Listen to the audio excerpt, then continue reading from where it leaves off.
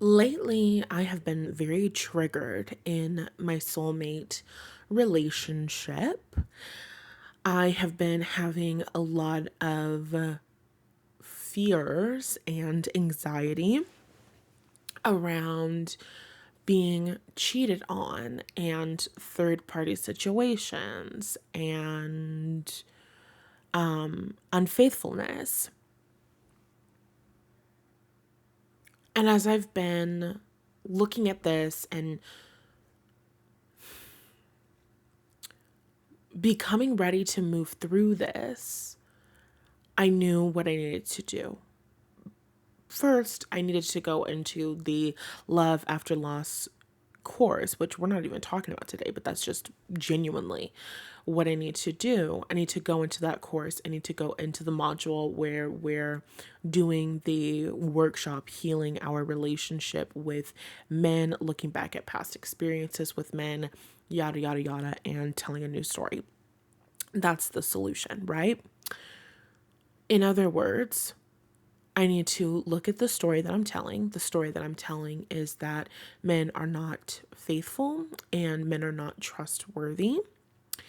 And I need to debunk that story. I need to shift that story. I need to change my mind. And I need to tell a new story instead, which is men are faithful, men are trustworthy. I get to have a man in my life that is faithful and trustworthy. Bada bing, bada boom. I continue to tell that story until it is a belief that I have. And also, it's what manifests in my physical reality. And that's not really what today's episode is about. Today's episode is about the fact that I have been triggered. Now, to my knowledge, as far as I know, there is no third party in bossing, say. That's not a good joke because that would infer that there was a third party. There is no third party, but I still have fears and anxieties because it's not about my soulmate or what he's done. It's about me and it's about my family history and how on my paternal side, on my maternal side, for several generations, there has been a history of unfaithfulness. I don't want to tell a lot of stories, but I will share briefly that my great grandmother, my mother's mother's mother, her husband was actually a man that she worked for. And I believe he was married when she worked for him as a maid. Okay? I'm pretty sure. I'm like 99% sure that that's the story. Okay? Regardless, he wasn't a man that had integrity. So the point is that there's a history. Okay, there's a history of men not being faithful. There's a history of men being hypersexual. We could be having a conversation about how this is the consequence of being enslaved and the way that we see black men and treat black men and all of these different things. But none of that is really relevant to the episode. The point is that I'm here. I'm here living out the natural consequences of not having faithful marital histories in my family line. You know what I'm saying? As far as I know, you know what I mean? I wouldn't say that my father was a cheater, but I wouldn't say that my father was loyal. I wouldn't say that my grandfather was a cheater. I'm not sure about that on my mom's side, but I knew that there were problems with loyalty there. I don't know if it was full-blown cheating. I don't know if it was just emotional cheating. I don't know what was going on, but I know there was something there, and it hurts me to say because my grandpa on my mother's side was like my favorite man on planet fucking Earth. Oh my God. We don't have time to talk about how much that fucked with me mentally. And then my grandfather on my father's side, well, he was just really a rolling stone. Wherever he laid his at was his home. You know what I mean? And, no shade to him. I don't believe that they were ever married, my grandmother and grandfather on my father's side. And we literally have home video because my grandfather was vlogging back in the 1950s, mind you. We have some really cool footage of like when they first opened Disneyland and when they were building the Dodger Stadium in Los Angeles, and really cool things like that. But also you're like watching the video and my dad's like, oh yeah, that was dad's girlfriend. I'm like, oh my God. And just there were just certain parts of the footage I'm like, oh my God. No, my grandpa was a creep. Not like a creep, but like a hypersexual man child. Ew. So there's, just moments like that and realizations like that. And that has impacted my perception of men, of course, right? We inherit beliefs, we inherit assumptions, we inherit the trauma and the feeling of betrayal and how that can settle into your body, and we observe and we live out the consequences of being the children of marriages and relationships where faithfulness came into question, you know what I mean, or unfaithfulness was a factor. So today we are talking about self-esteem. But first I have to finish the backstory. So I'm thinking about my soulmate relationship, and the reason why these triggers are coming up is because I'm manifesting my soulmate relationship. So whenever you start deciding what you want and you start scripting and you start tapping into the vibration of your desire, you're going to get triggered because all of the unsupportive stories that you have been telling that have been keeping you where you are, they come up to the surface so that they can be dealt with. You can clear that room and you can move forward and you can receive what you want and what you desire. It's like your subconscious mind is like, hey, this is what needs to be, cleared. This is the story that I'm telling that doesn't align with where we're choosing to go. So my subconscious mind is making it very clear to me that I'm telling the story that men are not faithful and men are untrustworthy and I cannot trust my soulmate. And I know that it's a subconscious belief and not an intuitive thing because every single time I ask, spirit guides, angels, and ancestors who would never lie to me are like, no, there's no third party. And I'm like, yeah, but what if there was? And they're like, no, there's no, it's only you, diva. And I'm like, right, but what if it wasn't? But imagine that it wasn't. And now I'm having a panic attack. You know what I mean? Not seriously having a panic attack, but just the moment of anxiety. And when you're having an experience where somebody tells you something directly and you can't believe them, it's because it doesn't resonate. What they're telling you doesn't resonate with the story that you're telling in your subconscious mind. It's like if you think that you're ugly and somebody tells you you're beautiful, and then you're like, no, that's not true. You're just saying that. You have to say that because you're my mom. You have to say that because you're my best friend. And it's like, no, I actually think that you're drop dead fucking gorgeous. But you can't receive that. You can't allow that into your heart because it doesn't align with the story that you're telling. It will never resonate with you fully, so it will always feel like a lie. Now I'm sitting here having this experience with this man who I believe I have more closeness and intimacy with him than he probably has had with any other woman before me. And still I'm like, and what if he was having sex with another woman right now? In the middle of the workday? Yes. It's the perfect time. So I have my own stuff that I'm working through. And to work through that particular stuff, I want to go through the Love After Loss course. But I wanted to have this conversation about self-esteem because if I didn't have self-esteem, I would have just accepted my fate. Self-esteem is what we believe that we're capable of doing, what we believe that we can achieve. So when we have low self-esteem, that means we don't believe in our ability to achieve our goals. I can't do that. I can't become that. I could never look like that. I could never drive a car like that. I could never live in a house like that. I'll never have that kind of position. I'll never make that kind of money. I'll never sell that amount of courses. I'll never sell my work for that much. All of those are limiting beliefs, unsupportive thoughts that are rooted in low self-esteem. So, all of us have shit that we have inherited from our ancestors. We all have thoughts about money, about success, about career, about relationships. We all have things that we have picked up on, whether it was through observing our parents' relationship or things that people told us directly, or literally shit that we just inherited in our fucking DNA.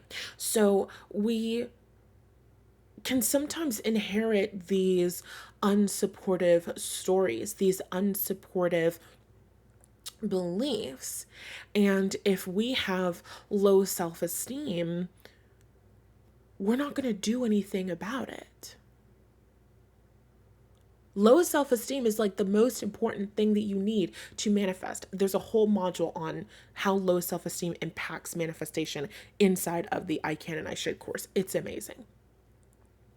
In manifestation, you have to have faith that what you want and desire is coming in. Faith is belief, and faith is also a choice. If you don't believe in your ability to create positive change, you could be doing the journaling, you could be doing the scripting, and you're still going to come back to that doubt. And you're still going to come back to that feeling of, I can't do it. What if it's not coming in? And then you're kind of just wasting your time because you're scripting or you're EFT tapping or you're meditating, and then you go throughout your day and then you're thinking, what if it's not coming? What if it's not showing up? What if it's not happening for me? When you don't believe in your ability to reach your goals, you are going to, instead of seeking out proof that things are manifesting, instead of seeking out confirmation from your physical reality, you're going to seek out things to support your limiting belief. So you're going to look for evidence that he's cheating. You're going to look for evidence that he's unfaithful. You're going to look for evidence that he doesn't have integrity. You're going to look for evidence that people don't want what you have to offer. You're going to post on Instagram. Your post is going to get 2 likes. You're going to say, oh my God, 20 people saw my Instagram story. They didn't like it. Nobody's buying. Instead of saying there are 2 people who bought, or there are 2 people who liked it. So that's 2 people who this post resonated with. That's 2 people that this helped. That's 2 people that this supported. That's 2 people that found value in this. That's 2 people that are reading this caption that are more likely to have read this caption. That's 2 people that are likely to buy. And when those 2 sales come in, that means that I have made $2,000 or $1,600 or $4,000 or however much. And I am so excited for that. It's liking. They're liking it. The right people are finding it. The right people who need this work are seeing it. They are liking it. There's 2 people today. It's going to be 5 people tomorrow. It's going to be 10 people next week, right? That mindset, that way of thinking starts to happen naturally as you tap into the vibration of your desire and you know how to boost your own self-esteem. When you know how to shift your own self-esteem, that means you know how to go from, I don't believe in my ability to achieve this goal, to, I believe that I can do this. I believe that I can create the life of my dreams. I believe that I can go to my next level. I believe that when I decide that I want something, I can achieve that. I believe that I can be successful. Not only do I believe that I can be successful, I believe that it is inevitable for me to be successful. I know how to rewire my thoughts. I know how to tell a new story. I know how to create a new belief system. I know how to vibrate differently. I know how to become a vibrational match to supportive thoughts and ideas and people and places and things and scenarios. And when you're thinking like that, You are vibrating in alignment with, I can do it. I've got this. It's happening. It's my destiny. It's showing up. And from that place, it happens and it shows up. And you see opportunity instead of seeing limitation. So your self esteem is impacting you in every single aspect of life.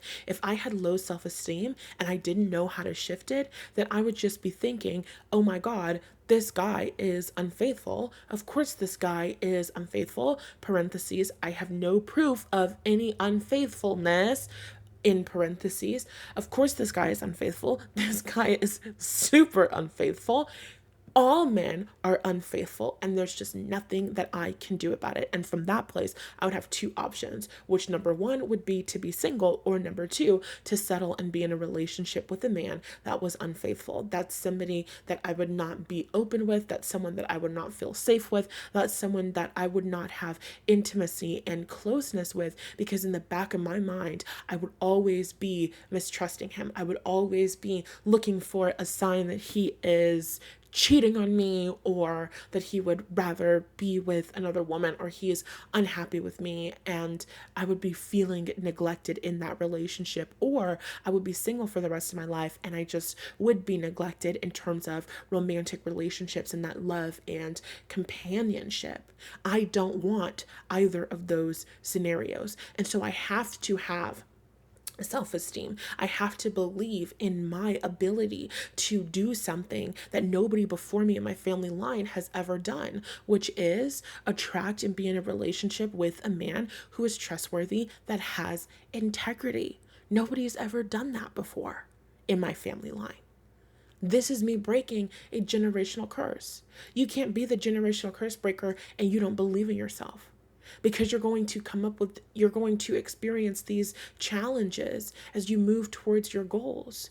Whether your goal is around money or your goal is around your relationship, as you move towards your desires, you're going to come up against challenges. And your belief in your own ability is what's going to determine whether or not you overcome or you give up and you lose and you don't get what you want. You don't get the relationship. You don't get the money. You don't get the wealth because you didn't believe in your ability to achieve the goal. So every time you failed, or every time you got triggered, or every time you freaked out, you took that as a sign to stop and to give up.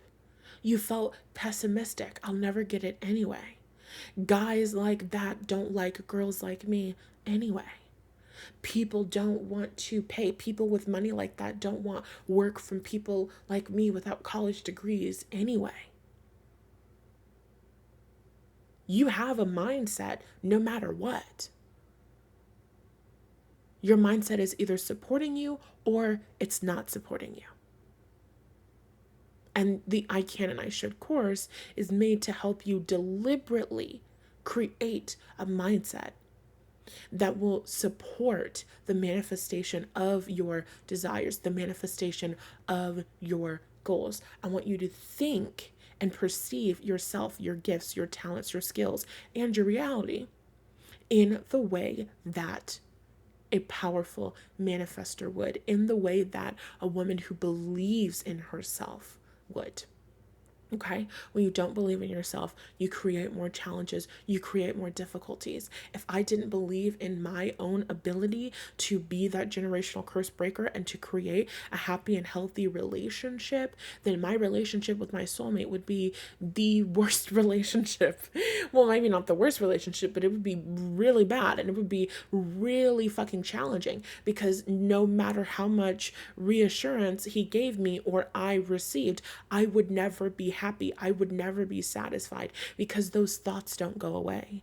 External circumstances can't change the thoughts that you're thinking. A lot of times we tell ourselves, I'm not going to tell a new story until the physical reality changes, because we're not the leaders of our mind. But the truth is that even if the physical reality changes, we still have to deliberately change our mind in order to receive our desired physical reality, or in order to maintain it, right? Great example is people that win the lottery. Some people who win the lottery They lose it all because even though their physical reality has changed, their mindset has not changed. They don't see themselves as abundant people. They don't see themselves as people that are good with money. They don't see themselves as people that are financially intelligent. They don't see themselves as people who are financially affluent or supported. And so different experiences happen and they release their money. They lose their money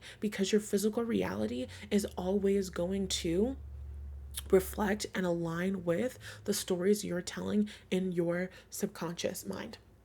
That's why inside of the I Can and I Should course, there's literally an entire module of the program where I'm talking to you about mindset and talking to you about what it actually takes to reprogram your subconscious mind. And it's incredibly simple and it's really amazing. It's one of my favorite breakdowns on the whole rewiring your subconscious mind thing. Yes, you're just telling a new story over and over and over again, but how do you respond to those challenges? And how do you respond when you start telling the new story in the beginning and it feels like a lie?